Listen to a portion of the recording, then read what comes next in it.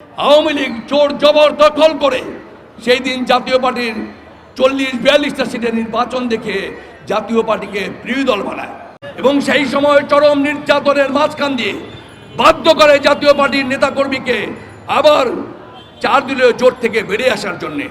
যদি সেই দিন আমরা 4 দলীয় জোট থেকে বেরিয়ে না আসতাম তাহলে হয়তো এরশাদ সাহেবকে আওয়ামী লীগ মেরে ফেলতো। এ হচ্ছে আওয়ামী লীগের চরিত্র। আমরা কখনোই আওয়ামী লীগের দোসর ছিলাম না। এরপরের প্রেক্ষাপট আপনারা জানেন। এরপরের যে প্রেক্ষাপট 2014-র জন্যে আমাদেরকে দোষারোপ করা হয়। আমরা কি আদৌ দোষী? জাতীয় পার্টির চেয়ারম্যানকে, জাতীয় পার্টির চেয়ারম্যান হচ্ছে পল্লীবন্ধু হোসেন মোহাম্মদ এরশাদ। সেই দিন পল্লীবন্ধু হোসেন মোহাম্মদ এরশাদ ঘোষণা করেছিলেন আমরা নির্বাচনে যাব না। পল্লীবন্ধু হোসেন মোহাম্মদ এরশাদের আহ্বানের সাড়া দিয়ে 250-র উপরে আমাদের প্রার্থীরা সেই দিন মনোনয়নপত্র প্রত্যাহার করেছিলেন। আমাদের বর্তমান চেয়ারম্যান জিএম কাদেরও সেই দিন মনোনয়ন প্রত্যাহার করেছিলেন। উনি চাইলে সেই দিন আওয়ামী লীগের সাথে আতাত করে মন্ত্রী মিনিস্টার হতে পারতেন, সেটা তো উনি পরিত্যাগ করেছিলেন। কিন্তু রওশন এরশাদের নেতৃত্বে আওয়ামী লীগ জোর জবরদখল করে সেই দিন জাতীয় পার্টির 40-42টা সিটের নির্বাচন দেখে জাতীয় পার্টিকে বিরোধী দল বানায়। জাতীয় পার্টির চেয়ারম্যানকে হোসেন মোহাম্মদ এরশাদ, বিরোধী দলের নেতা হল হোসেন মোহাম্মদ এরশাদ হবে, সেই প্রস্তাব হোসেন মোহাম্মদ এরশাদ লাঠি দিয়ে প্রত্যাখ্যান করেছিলেন এবং পরবর্তী পর্যায়ে 6 মাস পর তাকে জোর করে সংসদে শপথ নিয়েছিলেন। এরপরের প্রেক্ষাপট কি? এরপরে যত নির্বাচন হয়েছে, 14 নির্বাচনে জাতীয় পার্টি এরশাদ যায়নি, আওয়ামী লীগ জোর করে নির্বাচন করিয়েছে। কিন্তু এর পরের প্রেক্ষাপট 1 বছর পরে স্থানীয় সরকার নির্বাচন হয়েছে, মেয়র নির্বাচন হয়েছে, সকল নির্বাচনে সকল রাজনৈতিক দল অংশ নিয়েছে। আমরা কেন দোষী হব? 2018-র নির্বাচন কি? সকল রাজনৈতিক দল সেই নির্বাচনে অংশ নিয়েছে। এবং 2024-এর কি প্রেক্ষাপট? 2024-এর প্রেক্ষাপট হচ্ছে এমন যে আমেরিকা বলেছিল আপনারা জাতীয় পার্টি এবং বিএনপির সাথে আলোচনা করেন।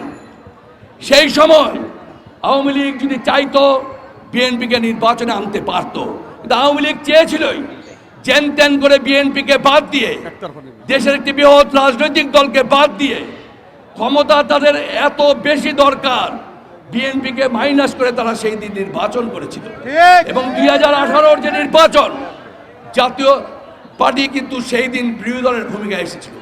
এরপরের যে প্রেক্ষাপট, আমাদের মাননীয় চেয়ারম্যান বারবার আওয়ামী লীগের বিরুদ্ধে কথা বলেছেন, শ্রমিকের জন্য রাস্তায় নেমেছেন, ডাক্তারদের জন্য রাস্তায় নেমেছেন, ছাত্র অধিকারের জন্য রাস্তায় নেমেছেন, দ্রব্যমূল্যের উদ্যোগদের জন্য রাস্তায় নেমেছেন, গ্যাস পানি বিদ্যুতের বিল কমানোর জন্য গোলাম মোহাম্মদ কাদের রাস্তায় নেমেছেন, জনগণের কথা বলেছেন।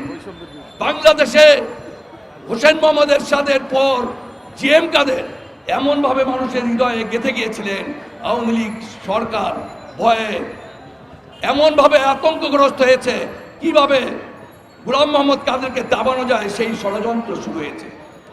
এর যে পরের প্রেক্ষাপট 2024-এর নির্বাচন, আমাদের জাতীয় পার্টির মাননীয় চেয়ারম্যান নির্বাচনে যেতে চাননি, কিন্তু আওয়ামী লীগ এমন এক প্রেক্ষাপট তৈরি করলো, রওশন এরশাদের নেতৃত্বে জাতীয় পার্টিকে আবার ভাগ করা হলো যে আমরা নির্বাচনে না যাই তাহলে রওশন এরশাদকে নিয়ে আরেকটি জাতীয় পার্টি তারা তৈরি করে ফেলে, লাঙ্গল আমাদের কাছ থেকে নিয়ে নেয়।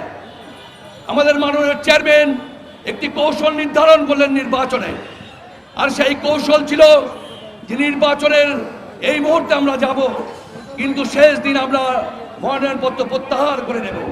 এবং সেই প্রেক্ষাপটে আমাদের মাননীয় চেয়ারম্যান নির্বাচনের পূর্বে সবার কাছ থেকে পদত্যাগপত্র নিয়ে রাখেন, যে শেষ দিন যাতে উনি মনোনয়নপত্র সুযোগ পান।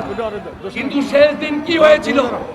শেষ দিন আপনারা দেখেছেন, আমাদের মাননীয় চেয়ারম্যানকে বনানীর অফিসে 10টা থেকে রাত 8টা পর্যন্ত আটকে রাখা হয়েছিল, যাতে আমরা মনোনয়নপত্র প্রত্যাহার করতে না পারি। এই জোর জুলুমই চলেছে তখন। আর 24-এর কি প্রেক্ষাপট? যখন কোন রাজনৈতিক দল এই বর্ণ বৈষম্য ছাত্র আন্দোলনের সমর্থন করেন নাই, সেই সময় 1 জুলাই আন্দোলন শুরু হয়। 3রা জুলাই গোলাম মোহাম্মদ কাদের আমাদের জাতীয় পার্টির মাননীয় চেয়ারম্যান সংসদে দাঁড়িয়ে দ্ব্যর্থহীন কণ্ঠে ছাত্রদেরকে সমর্থন দিয়েছিলেন। আওয়ামী লীগের চোখ রাঙ্গানিকে উপেক্ষা করে ভয় ভীতিকে উপেক্ষা করে উনি সেই দিন ছাত্রদের পক্ষে দাঁড়িয়েছিলেন। এরপর আনুষ্ঠানিকভাবে 20শে জুলাইয়ের পর আমাদের পার্টির চেয়ারম্যান সারা বাংলাদেশে জাতীয় পার্টির নেতাকর্মীকে নির্দেশ দিলেন ছাত্রদের পক্ষে থাকার জন্যে।